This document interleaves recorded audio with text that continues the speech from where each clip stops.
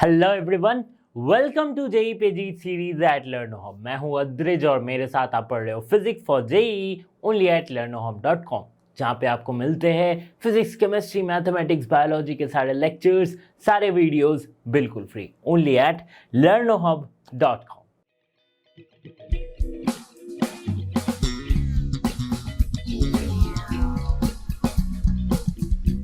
तो JEE physics का अगला चैप्टर सर्कुलर मोशन और यूनिफॉर्म सर्कुलर मोशन हम कह सकते हैं। वैसे तो ये मोशन इन ए प्लेन का पार्ट है, बट यूनिफॉर्म सर्कुलर मोशन हम अलग से पढ़ रहे हैं। देखो, यूनिफॉर्म सर्कुलर मोशन में दो टाइप के सर्कुलर मोशन को स्टडी करेंगे। एक तो पहला होगा काइनेमेटिक्स ऑफ सर्कुलर मोशन और एक सिर्फ सर्कुलर मोशन क्या होती है उसके बारे में जानेंगे। अब सर्कुलर मोशन का एक डायनेमिक्स भी है जो हम न्यूटन्स लॉज ऑफ मोशन वाले चैप्टर में कवर करेंगे। तो बिना किसी देरी के let's start the chapter.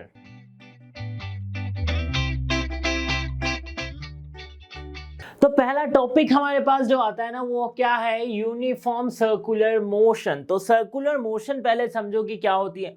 Circular motion से ही हमारे दिमाग में क्या है कि जो सर्कल में जिस भी पार्टिकल का मोशन एक सर्कुलर पाथ को फॉलो कर रही है उसे हम क्या कहते हैं? Circular motion. जैसे कि मैंने एक एग्जांपल ले रखा है कि सपोज ये एक पार्टिकल है, एक सर्कुलर पाथ को फॉलो कर रही है, मूव कर रही है, तो इसे हम कहेंगे क्या? सर्कुलर मोशन में है ये पार्टिकल। लेकिन यूनिफॉर्म सर्कुलर मोशन कब कहेंगे? जब इसकी स्पीड जो है वो चेंज नहीं हो रही है। स्पीड मतलब कि जो लीनियर स्पीड है, मतलब जो स्पीड से मूव करिए, सॉरी, जो एंगुलर स्पीड है। अब एंगुलर स्पीड और लीनियर स्पीड क्या है वो भी मैं बताऊंगा, ठीक है? तो इसे हम क्या कहेंगे? इसे हम कहेंगे कि this particle is in circular motion, it is following a circular path. तो एक बार इसकी डेफिनेशन को समझते हैं। If a particle moves along a straight line with a constant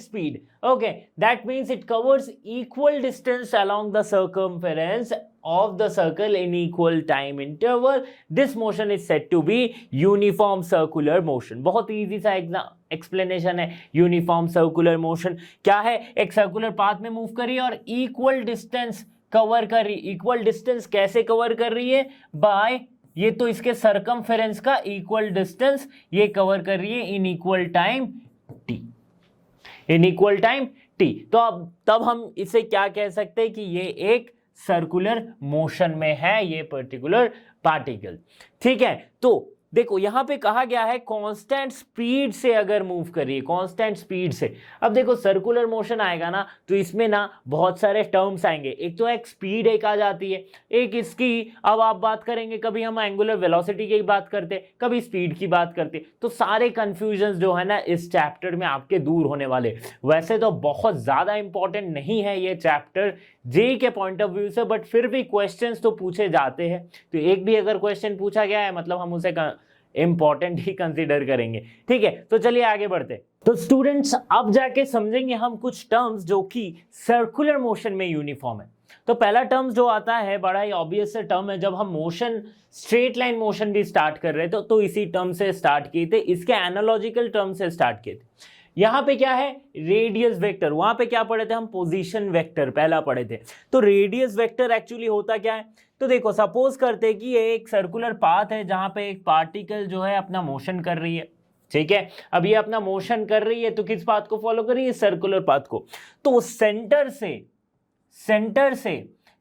से जो लाइन ज्वाइनिंग होगा, जो इसकी पोजीशन बताएगा, जो वेक्टर इसकी पोजीशन बताएगा फ्रॉम द सेंटर टू कि कहां पे इस पाथ में ये पार्टिकल है, उसे हम कहेंगे क्या? Radius vector. क्यों? क्योंकि इसकी मैग्नीट्यूड जो होगी इस वेक्टर की जो मैग्नीट्यूड होगी वो क्या होगी? वो इसके रेडियस के बराबर होगी, या फिर इस सर्कल का रेडियस हम कह सकते हैं कि इस रेडियस वेक्टर का मैग्नीट्यूड, ठीक है? तो ये होता है रेडियस वेक्टर जो बताती है क्या? Position of a particle moving on a circular path and its magnitude determines the radius of that circular path।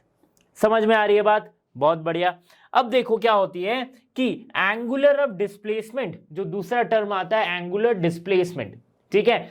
अब देखो एंगुलर डिस्प्लेसमेंट मतलब क्या होता है? एक सर्कुलर ट्रैक में डिस्प्लेसमेंट, या फिर कोई भी पार्टिकल अगर सर्कुलर मोशन कर रही है तो उस पार्टिकल का हम थोड़े से दूर में अगर जाके उसका डिस्प्लेसमेंट हम देखते हैं तो एंगुलर डिस्प्लेसमेंट से ही पता चलता है कि कितना वो मूव की है। जैसे कि फॉर एन एग्जांपल ये पार्टिकल था, पहले सपोज ये पॉइंट ए पे था, अब कुछ देर बाद क्या हुआ, ये अपना मोशन कंप्लीट करके ये इस पॉइंट पे आ गई जो कि है पॉइंट बी, यहां पे आ गई है पार्टिकल। ठीक है, अब जो ये रेडियस वेक्टर है ये है आर ए, और ये क्या है रेडियस वेक्टर, ये होगी आर बी, जो बताती है कि पोजीशन ऑफ बी, और ये क्या है आर बी। ठीक है, अब देखो डिस्प्लेसमेंट उसका आप बोलोगे कि सर ए से बी तक आई है तो ये वाली डिस्प्लेसमेंट होगी, लेकिन डिस्प्लेसमेंट होता क्या है, डिस्प्लेसमेंट और डिस्टेंस में अंतर होगा। ए से बी तक अगर हम नापेंगे तो हमें क्या मिलेगा, पाथ लेंथ, जो कि हम कह सकते हैं कि डिस्टेंस मतलब लीनियर डिस्टेंस। लेकिन चूंकि ये सर्कुलर मोशन कर रही है तो एक पूरा रेवोल्यूशन में ये कितना मूव कर रही है, हम क्या कहेंगे कि अगर ये पूरा मूव की, एक पार्टिकल यहां से स्टार्ट होके वापस घूम के यहीं पे आ रही है तो कितना मोशन कर रही है ये, तो हम कहेंगे कि ये 360 डिग्री घूम रही है, यही तो कहते हैं 360 डिग्री मोशन कर रही है, मतलब कि 2 पाई मोशन हुआ इसका। ठीक है, अब ये 2 पाई चीज है क्या, 2 पाई है सेंटर से इस पार्टिकल ने कितना एंगल बनाया है, तो एंगुलर डिस्प्लेसमेंट भी वही है, ये क्या है, इसे हम कहते हैं थीटा। ठीक है, एंगुलर डिस्प्लेसमेंट इसे हम delta theta, change in its position. ठीक है, तो ये कितना एंगल चेंज किया है, पहले कहां पे थी ये ए पॉइंट पे, अभी कहां पे आ गई बी पॉइंट पे, कितना डिस्प्लेसमेंट हुआ, तो इतने एंगल का डिस्प्लेसमेंट हुआ। तो सर्कुलर मोशन में जो या फिर रोटेशनल मोशन में जो डिस्प्लेसमेंट होती है हम उसे एंगल में डिनोट करते हैं। ठीक है, और उसे क्या कहते हैं हम, एंगुलर डिस्प्लेसमेंट। अब एंगुलर डिस्प्लेसमेंट को लिख कैसे सकते हैं, that is linear displacement between two position by radius vector. Linear displacement between two position, देखो जो मैं डिस्प्लेसमेंट की बात कर रहे थे, जो पहले दिमाग में आया था कि ए से बी तक आई तो डिस्प्लेसमेंट ए से बी तक हो जाएगा। ठीक है, ए से बी तक हो जाएगा, तो वो क्या है, वो एक्चुअली लीनियर डिस्प्लेसमेंट है। अब लीनियर डिस्प्लेसमेंट मतलब ए से बी तक का डिस्टेंस या फिर डिस्प्लेसमेंट, जो भी आप बोलो। ठीक है, तो ये वाली हो गई डिस्प्लेसमेंट, और इसको अगर हम डिवाइड करेंगे किससे, रेडियस वेक्टर से, तो हमें क्या मिलेगा, एंगुलर डिस्प्लेसमेंट मिलेगा। So we write angular displacement as delta theta equals to delta S by R. अब डेल्टा एस क्या है, डेल्टा एस को हम डिनोट कर रहे as linear displacement, delta S को हम डिनोट कर रहे एज लीनियर डिस्प्लेसमेंट।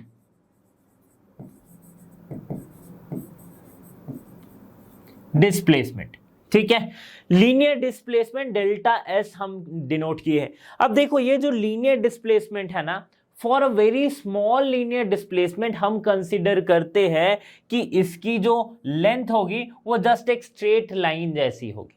मतलब वैसे क्या होना चाहिए, ए से बी ऐसे कर्व हो रहा है तो इसकी डिस्प्लेसमेंट आइडियली ये होनी चाहिए, शॉर्टेस्ट पाथ, बट पाथ तो ये फॉलो हो रही है। ठीक है, समझ पा रहे हो ना, विजुअलाइज कर पा रहे हो ना, फिर से मैं बताता हूं, देखो कलर चेंज करके दिखा दूंगा तो इजीली समझ आएगी। ठीक है, देखो ये सपोज वो सर्कुलर ट्रैक है, यहां पे है पॉइंट ए, यहां पे है पॉइंट बी। ठीक है, अब क्या आइडियली हमें क्या पता होना चाहिए, आइडियली हमें क्या पता है, आइडियली हमें ये पता है कि जो लीनियर डिस्प्लेसमेंट होती है, फिर जो डिस्प्लेसमेंट होती है वो शॉर्टेस्ट डिस्टेंस होती है इनिशियल और फाइनल पोजीशन के। तो ए से बी तक क्या हो जाएगा शॉर्टेस्ट डिस्टेंस, ये वाला, लेकिन हम ले रहे इसको। ठीक है, तो इतना जो पोर्शन हम नेग्लेक्ट कर रहे वो क्यों कर रहे, देखो अगर बहुत बड़ा ट्रैक है उसमें छोटा सा डिस्प्लेसमेंट हुआ तो ये जो लाइन है ना ये आपस में ही मिल जाएंगी, मतलब चाहे इसकी डिस्टेंस ट्रेवल कर आप निकालो या फिर ये पाथ निकालो, आपको सेम ऑलमोस्ट सेम मिलेगा। इसीलिए हम कंसीडर करते हैं for a small linear displacement delta S to be very small.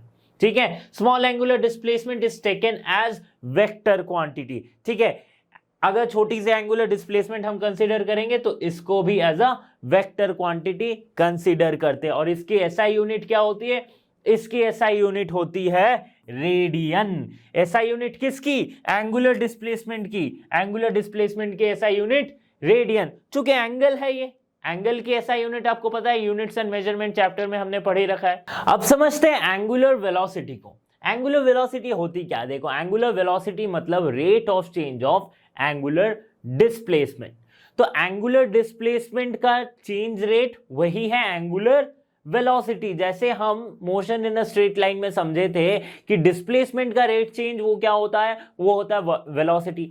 Circular motion में डिस्प्लेसमेंट क्या है? एंगुलर है, तो वेलोसिटी क्या होगी? एंगुलर होगी। बहुत ही सिंपल सी बात है। एंगुलर वेलोसिटी को कैसे डिनोट करते हैं? ओमेगा से। क्या लिख सकते हैं हम? Delta theta by delta T. ठीक है, अब देखो एवरेज एंगुलर वेलोसिटी को कैसे लिखेंगे? एवरेज एंगुलर वेलोसिटी को हम लिखेंगे theta 2 by theta 2 minus theta 1 by T2 minus T1। ठीक है, ये क्या हो गया? Average angular velocity. Average angular velocity. अच्छा, अगर एक कोई पार्टिकल पूरी एक मोशन करती है, मतलब एक पूरा सर्कुलर मोशन कंप्लीट करती है, तो उसकी एंगुलर वेलोसिटी क्या होगी? इस पार्टिकल की एंगुलर वेलोसिटी क्या होगी? वेलोसिटी तो ऑब्वियसली होगी, तो क्या होगी? उसे हम कैसे लिख सकते हैं? Omega equals to delta theta कितना हुआ? डिस्प्लेसमेंट कितना हुआ? एंगुलर डिस्प्लेसमेंट वो क्या हुआ? 2 पाई। क्योंकि यहां से स्टार्ट की थी, पूरा एक एंगल कवर की है, तो ये पूरा एंगल क्या होता है? 360, यानी कि 2 पाई। सो 2 pi by in T seconds, तो टी हो जाएगा। This is for one rotation, मतलब वन सर्कुलर मोशन, एक बार पूरे को कवर करने का। ठीक है, वन रोटेशन। अब अगर ये n टाइम्स हो रही है, मतलब t सेकेंड में, सपोज करते हैं कैपिटल T सेकेंड में ये n टाइम्स मूव कर रही है, n टाइम्स ये पूरे पाथ को कवर कर रही है, तो क्या लिख सकते? सिंपली लिख सकते हैं कितनी बार मूव की है? 2 पाई। कितना डिस्प्लेसमेंट हुआ? यहां से स्टार्ट की, एक बार घूमी तो 2 पाई, 2 बार घूमी तो 2 इंटू 2 पाई, 3 बार घूमी तो 3 इंटू 2 पाई, n बार घूमी तो n इंटू 2 पाई। सो 2 पाई n। टाइम कितना लगा इसे? टाइम कितना लगा? Capital T seconds. ठीक है, तो T सेकेंड। तो कुछ ऐसे हम लिख सकते हैं, where n is number of revolution. Number of revolution की कितना बार ये मूव की है। ठीक है, अब समझते हैं इंस्टैन्टेनियस एंगुलर एक्सीलरेशन को, एंगुलर वेलोसिटी को। Instantaneous angular velocity. इंस्टैन्टेनियस का मतलब ही ये आ जाता है ना कि एट एनी पॉइंट, किसी भी एक पॉइंट में अगर मैं इसे पॉइंट करके रख दूं और बोलूं कि इस पॉइंट पे इसकी वेलोसिटी क्या थी। ठीक है, इस पॉइंट पे इसकी वेलोसिटी क्या थी। अब आप बोलोगे कि सर हर पॉइंट पे तो वेलोसिटी सेम है, क्योंकि चैप्टर ही आप बोल रहे हो यूनिफॉर्म मोशन पढ़ा रहे हो, यूनिफॉर्म सर्कुलर मोशन पढ़ा रहे हो। हाँ, तो वो बात सही है, अगर सेम वेलोसिटी से मूव कर रही है तो हम कह सकते हैं कि वो उसके हर एक पॉइंट पे वेलोसिटी क्या है? सेम है। ठीक है, बट अगर कुछ ऐसा हो कि सेम वेलोसिटी से मूव ना कर रही हो, तब तो उसकी वेलोसिटी भी होगी, एक्सीलरेशन भी हो। अच्छा, एक्सीलरेशन तो इसमें भी है, क्यों है इसको मैं आपको समझाऊंगा कुछ देर बाद। ठीक है, तो देखो वेलोसिटी इस पॉइंट पे, जस्ट इस पॉइंट पे, मतलब है t इक्वल्स टेंडिंग टू 0 वाले सेकेंड में कितनी थी, वो कैसे बताते हैं? वो बताते हैं इंस्टैन्टेनियस वेलोसिटी से। अब इस केस में क्या है? Instantaneous angular velocity. कैसे लिखेंगे? Omega equals to limit del t tends to 0 delta theta delta t। ठीक है, इससे हमें क्या मिलेगा? Omega equals to d theta dt। तो ये मुझे एक इक्वेशन मिल गया, किसका? एंगुलर वेलोसिटी का। एंगुलर वेलोसिटी का। इस इक्वेशन का यूज बहुत ज्यादा इस चैप्टर में होने वाला है। ठीक है, इस चैप्टर में बहुत ज्यादा होने वाला है। देखो, मैंने कहा था कि इस चैप्टर से बहुत ज्यादा क्वेश्चन नहीं पूछे जाते, लेकिन जो भी क्वेश्चन पूछे जाते हैं ना, बहुत डीप क्वेश्चन पूछे जाते हैं, ऊपर ऊपर से नहीं पूछा जाता है कि वेलोसिटी क्या है निकाल दो। ऐसे सिंपल क्वेश्चन नहीं पूछे जाते, पूछेंगे तो टफ पूछेंगे, नहीं तो नहीं पूछेंगे। इस टाइप का सीन है इस चैप्टर का। ठीक है, ओके, तो ये था इंस्टैन्टेनियस एंगुलर वेलोसिटी के बारे में। और अगर वेलोसिटी है तो क्या एक्सीलरेशन होना जरूरी है?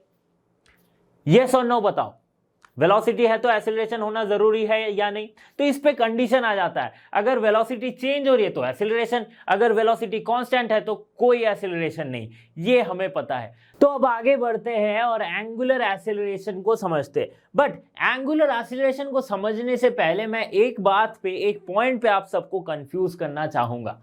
क्या है वो पॉइंट, क्यों कंफ्यूज करूंगा उसका आंसर भी मैं बता दूंगा, कोई बात नहीं। देखो बात ये है कि एक पार्टिकल अगर मूव कर रही है, उसके एंगुलर हम वेलोसिटी को कंसीडर कर रहे हैं, तो व्हाट अबाउट लीनियर वेलोसिटी, वो क्या हो रही है, लीनियर वेलोसिटी कहां गई?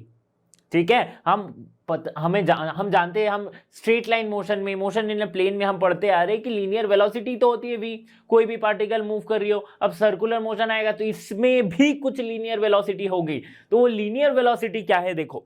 तो एंगुलर वेलोसिटी, जैसे कि इसी पार्टिकल की अगर मैं कंसीडर करूं, इसी पार्टिकल को कंसीडर करूं, इसमें क्या है, एंगुलर वेलोसिटी हमने कहा है, क्यों? क्योंकि एंगुलर डिस्प्लेसमेंट की वजह से, ठीक है। बट इसकी भी तो पोजीशन चेंज हो रही है, ये वाले पॉइंट कभी यहां पे आ रहा है, कभी यहां पे आ रहा है, तो इसकी भी तो पोजीशन चेंज हो रही है, लीनियर पोजीशन भी चेंज हो रही है, ठीक है। तो इसके वजह से लीनियर वेलोसिटी भी होनी चाहिए।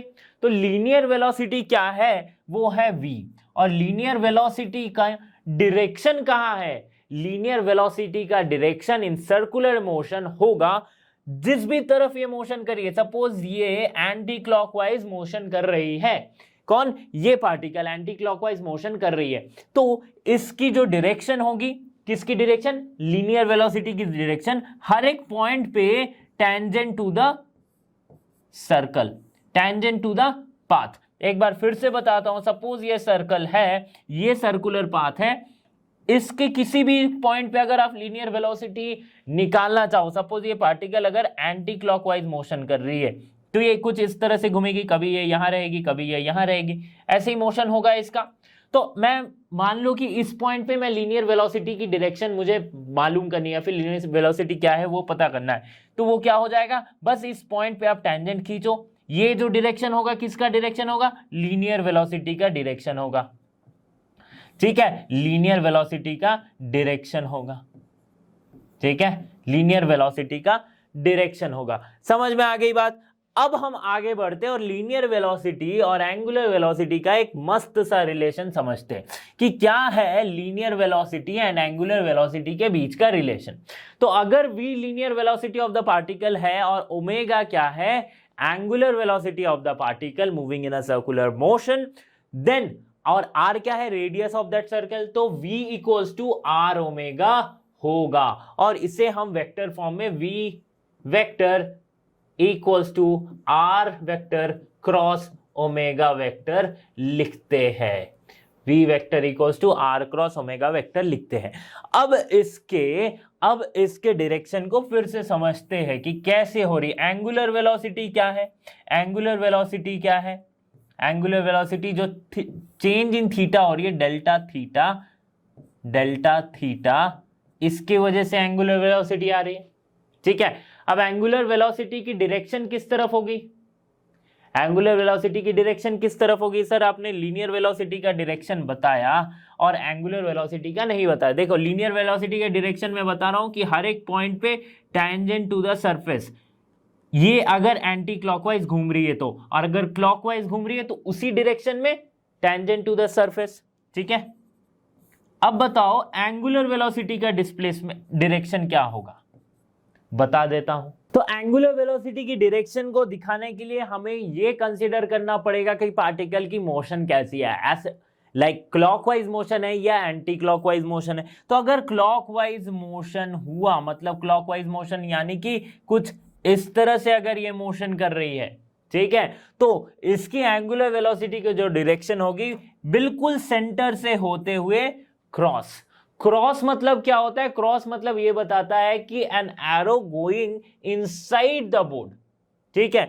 क्योंकि एरो अगर आप देखोगे तो ऐसे क्या होती है, उसकी एक पॉइंटेड एंड होती है एरो की, और पीछे कुछ इस तरह से लगे होते हैं, राइट, इस तरह से लगे होते हैं। तो एक एरो को अगर आप पीछे से देखो तो आपको क्रॉस नजर आएगा, ठीक है। तो फिजिक्स में इस क्रॉस का साइन इसलिए यूज किया जाता है ताकि going inside the plane of paper आपको बता सके। एक वेक्टर ही तो है going inside the plane of paper, और अगर बाहर की तरफ हो तो डॉट एक यूज करेंगे coming out of the plane of paper. ठीक है, तो ये हो गया क्या, ये हो गया अगर क्लॉकवाइज मोशन में पार्टिकल मूव कर रही है तो उसके एंगुलर वेलोसिटी की डायरेक्शन ऐसी, अगर एंटी क्लॉकवाइज मोशन में पार्टिकल मूव कर रही है मतलब इस तरफ, तो इसकी वेलोसिटी की direction coming out of the board. समझ में आ गई बात। लीनियर वेलोसिटी की डायरेक्शन हर एक पॉइंट पे टेंजेंट, टेंजेंट जिस पॉइंट पे निकालना चाहो टेंजेंट, ठीक है, टेंजेंट इस तरफ, ठीक है, ये है लीनियर वेलोसिटी की डायरेक्शन। लीनियर वेलोसिटी क्या होता है, v equals to R omega. समझ में आ गई बात, लीनियर वेलोसिटी क्या होती है। अब आते हैं एंगुलर एक्सीलरेशन पर, एंगुलर एक्सीलरेशन पर। तो अब आप बोलोगे कि सर यूनिफॉर्म सर्कुलर मोशन में एक्सीलरेशन का कंसेप्ट आया ही क्यों। देखो सर्कुलर मोशन में 4 एक्सीलरेशन हम पढ़ेंगे। कितने पढ़ेंगे, 4 एक्सीलरेशन, ठीक है, एक एक करके समझाऊंगा। पहला जो है वो एंगुलर एक्सीलरेशन, चारों अलग अलग है। देखो एंगुलर एक्सीलरेशन क्यों, अगर सपोज करते हैं कि ये यूनिफॉर्म वेलोसिटी से मूव नहीं कर रही है, मतलब इसकी एंगुलर वेलोसिटी जो है वो टाइम टू टाइम चेंज हो रही है। Rate of change of angular velocity is nothing but angular acceleration. Angular velocity यानी कि ओमेगा अगर चेंज हो रही है तो आता है क्या, एंगुलर एक्सीलरेशन। ठीक है, कैसे आता है, ऐसे नहीं, ऐसे घर घर घर घर ऐसे नहीं आता है, ये आता है कुछ इस तरह से, rate of change of angular velocity with particle performing a circular motion is called angular acceleration.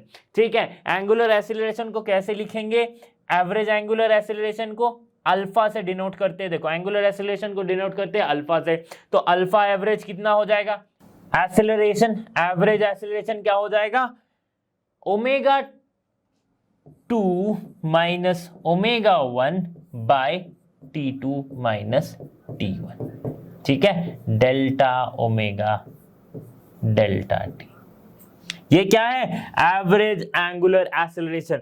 उसी का इंस्टेंटेनियस एक्सीलरेशन हम लिख सकते हैं कैसे, ऐसे लिख सकते हैं डी ओमेगा डी टी। अब देखो हमने क्या पढ़ा था, D omega, omega equals to क्या हो सकती है, V by R, V by R हो सकती है, बिल्कुल हो सकती है। तो हम कैसे लिख सकते हैं, एक्सीलरेशन को जो कि होती है डी ओमेगा डी टी, इसे हम लिख सकते हैं वी बाई आर, यानी कि 1 by R D V D T, इस तरह से लिख सकते हैं 1 by R D V D T. देखो और एक फॉर्म में हम एक्सीलरेशन को लिख सकते हैं कैसे, देखो अल्फा इक्वल्स टू क्या हमने लिखा था, डी ओमेगा डी टी। ठीक है, डी ओमेगा डी टी मतलब डी ओमेगा क्या होती है अब, डी थीटा डी टी। ठीक है, डी थीटा डी टी। ठीक है, तो इसे हम double differentiation of D square D two theta D T square हम लिख सकते। तो alpha will be omega into D omega D theta.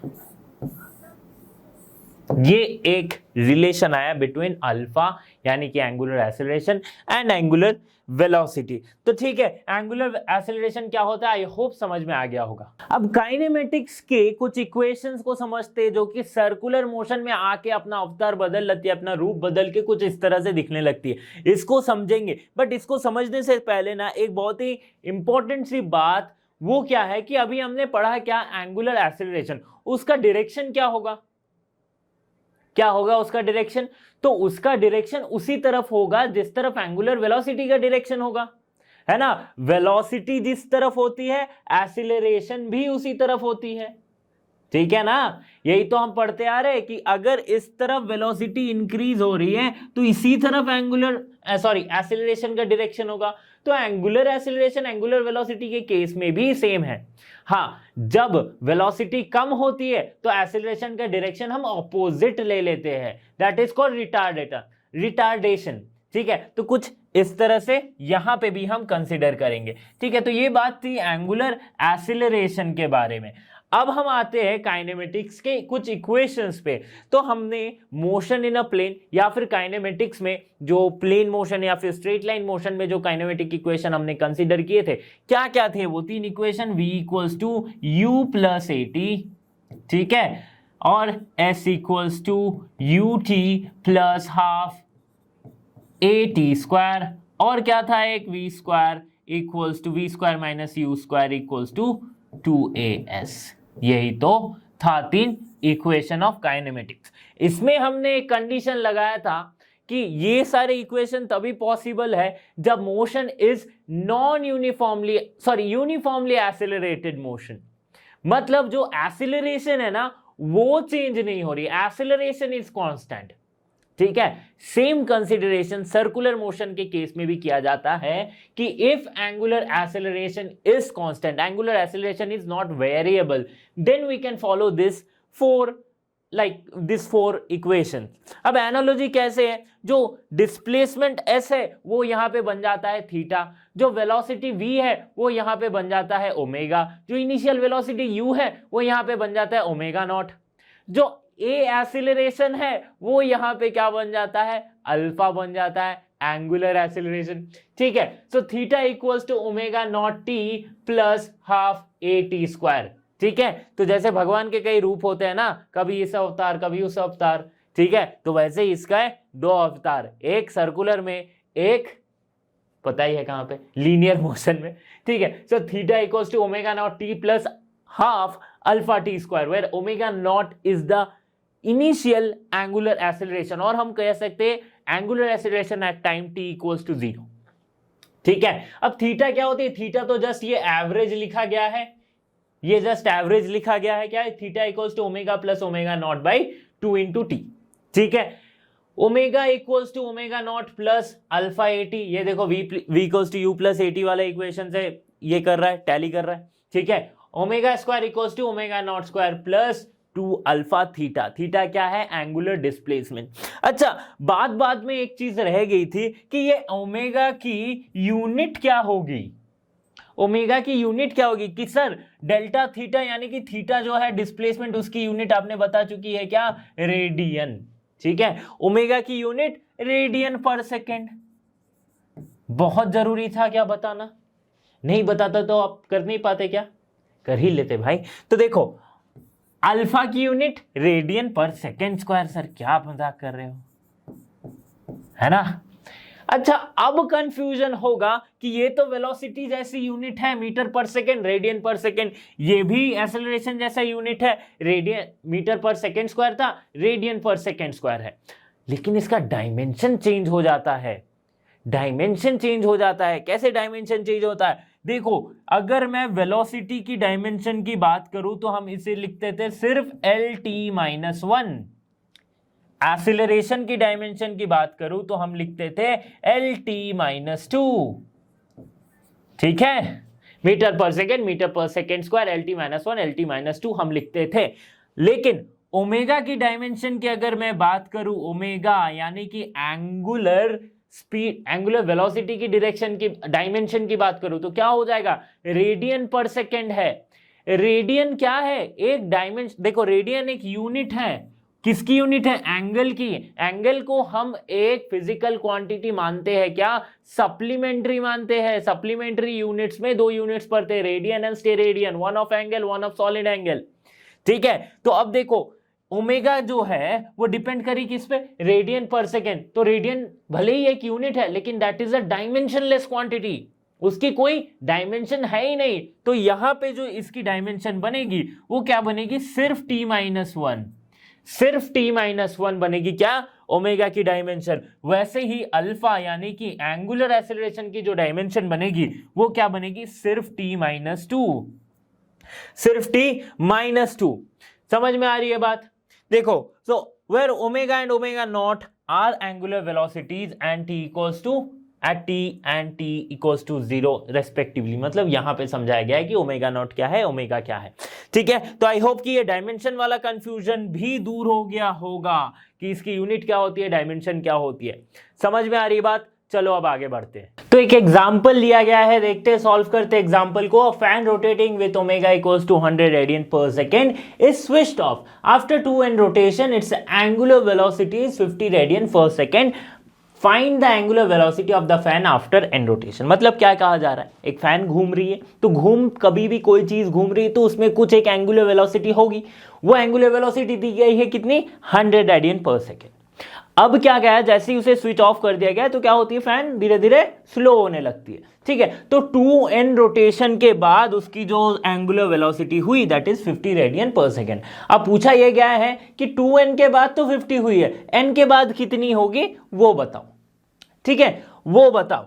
तो हम देखते हैं, हमारे पास पता क्या है कि ओमेगा जो दी गई है इनिशियली, ओमेगा नॉट, वो कितनी दी गई है इनिशियली, कितनी थी इसकी, 100 रेडियन पर सेकेंड, यही थी। आफ्टर 2n रोटेशन इसकी ओमेगा होगी 50 रेडियन पर सेकेंड, ठीक है। अब हमसे पूछा क्या गया है कि n रोटेशन के बाद इसकी एंगुलर वेलोसिटी कितनी होगी, ठीक है। तो ये हमें निकालना है ओमेगा n। कैसे निकालेंगे, देखो सिंपल सा फॉर्मूला हम लगाते हैं। तो जैसे कि सर्कुलर मोशन का वो इक्वेशन था, क्या था, ओमेगा स्क्वायर, सॉरी स्क्वायर है ना, मैं जीरो डाल दिया, ठीक है, square equals to omega naught square plus 2 alpha theta. यहाँ अल्फा क्या है, एंगुलर एक्सीलरेशन, थीटा क्या है, एंगुलर डिस्प्लेसमेंट है। अब थीटा पे थोड़ा सा हम गौर करते हैं, कैसे, देखो थीटा क्या है, एंगुलर डिस्प्लेसमेंट। एक पूरी रोटेशन मारने में, एक पूरा एक सर्कुलर पाथ मूव करने में एंगुलर डिस्प्लेसमेंट कितना होता है, ठीक है। सर्कल का एक पॉइंट से फिर से मैं इस पॉइंट पे आया, मेरा एंगुलर डिस्प्लेसमेंट क्या होगा, जस्ट इस पॉइंट के पहले तक क्या होगा, तो आप बोलोगे कि सर टोटल पूरा वाला एंगल मतलब 2 पाई एंगल दैट इज 360 डिग्री। तो बिल्कुल सही, तो थीटा हो जाती है 360 डिग्री एक रोटेशन मारने के लिए। यहां पे क्या कहा गया, 2n रोटेशन, तो n रोटेशन के बाद पहले देखो n रोटेशन पे कितना होगा, 2 पाई, तो एक रोटेशन पे हुआ, n रोटेशन पे 2 pi into n, 2n rotation पे 2 पाई इंटू 2n, ठीक है। तो थीटा 2n क्यों लिखा है मैंने, क्योंकि यहां पे 2 पाई रोटेशन लिया है, ठीक है। अब देखो फाइनल वेलोसिटी क्या है, 50 रेडियन पर सेकेंड, 50 के स्क्वायर, इनिशियली कितनी थी, 100 की square plus 2 alpha into 2 pi into 2n, बहुत बढ़िया, ठीक है। अब देखो ये हो गया, इसको हम मान लेते हैं इक्वेशन 1, ठीक है, क्योंकि अभी आधा इक्वेशन सॉल्व हुआ है। इक्वेशन 2 मतलब जो आधा और क्वेश्चन सॉल्व करेंगे उसमें क्या करना है, हमें n रोटेशन के लिए निकालना है। तो देखो n रोटेशन के लिए कितना हो जाएगा, omega square, omega n square, ये हमें निकालनी है, equals to omega naught square plus 2 alpha theta. Theta कौन सा वाला, ये वाला थीटा। तो इसका वैल्यू पुट करते, ओमेगा नॉट कितनी थी, 100 square, 2 alpha into 2 pi n, ठीक है। n रोटेशन में एंगुलर डिस्प्लेसमेंट 2 पाई n, बहुत बढ़िया। तो ये हमारा क्या आ गया, इक्वेशन 2 आ गया। अब दोनों को कंपेयर करते हैं, ठीक है, कंपेयर करके डिवाइड करके लिखते हैं। तो कैसे लिख सकते हैं, ओमेगा n माइनस 100 स्क्वायर, मतलब ये वाला टर्म को जस्ट इक्वल टू के इस तरफ ले आए, तो ये बाई 50 स्क्वायर माइनस 100 स्क्वायर, ठीक है। तो ये कितना हो जाएगा, इक्वल्स टू करेंगे तो this divided by this, equation 2 divided by equation 1, ठीक है। अब देखो कैसे होगा, 2 अल्फा 2 पाई n, ऊपर क्या है 2 अल्फा 2 पाई 2n, ठीक है। अब देखो कैसे कैसे कैंसिल आउट हो जा रहा है, 2 alpha cancel out, 2 pi cancel out, n cancel out, तो जो बचेगा वो क्या होगा, 1/2। अब सॉल्व करके देखो, ओमेगा n स्क्वायर, ये पूरी टर्म में इधर ले जाऊंगा तो क्या आ जाएगा, 50 स्क्वायर माइनस 100 की स्क्वायर बाई 2, ठीक है, प्लस 100 की स्क्वायर। क्यों प्लस 100 की स्क्वायर, क्योंकि ये जो माइनस 100 है इसको भी मैं उस तरफ ले गया, समझ में आ रही ना, सिंपल सा इक्वेशन सॉल्व करना है और कुछ नहीं। अब देखो इसको मैं अगर सॉल्व करूंगा तो कैसे करूंगा, 2 इंटू 100 का स्क्वायर दैट इज, और माइनस 1 हो जाएगा तो प्लस 100 की स्क्वायर, तो यहाँ पे जो आएगी that is 50 square plus 100 square by 2। ठीक है, अब सॉल्व करो, और ओमेगा एन कितनी होगी, तो root under 50 square plus 100 square by 2। ठीक है, सॉल्व करके देखो कितना आ रहा है, 50 की स्क्वायर है 2500, 100 की स्क्वायर है 10,000। ठीक है, तो और divided by 2 that will be around 12500। ठीक है, समथिंग अराउंड 12500। तो उसको भी अगर सॉल्व करेंगे तो हमें मिलेगा 12500 बाई 2 दैट इज 6250। तो ये कितना आ रहा है, 625 का हमें पता है क्या होती है रूट, क्या होती है स्क्वायर रूट, किसकी स्क्वायर रूट है 25 की, तो 25 root 10 radian per second will be the correct answer. ठीक है, बाकी तो पूरा आधे क्वेश्चन से तो पूरा कैलकुलेशन ही था। ठीक है, इक्वेशंस कैसे सॉल्व करने हैं, बाकी का क्वेश्चन क्या था कि यही दिमाग में लगाना है कि डिस्प्लेसमेंट कितना हुआ, 2n में इतना डिस्प्लेसमेंट, n रोटेशन में इतना डिस्प्लेसमेंट, दोनों का इक्वेशन मिला तो जो अननोन है वो इजीली निकल जाएगा। समझ में आ गई बात, कितना आंसर आ गया 25 रूट 10 रेडियन पर सेकेंड। तो स्टूडेंट्स यहाँ पे हमने कवर किया है यूनिफॉर्म सर्कुलर मोशन को, जो कि motion in a plane chapter के साथ ही अलाइंड है। ठीक है, आगे इस तरह के वीडियोस के लिए बने रहिए लर्नो हब के साथ, क्योंकि लर्नो हब फ्री है पर बेस्ट है। So thanks for being here and have a great day.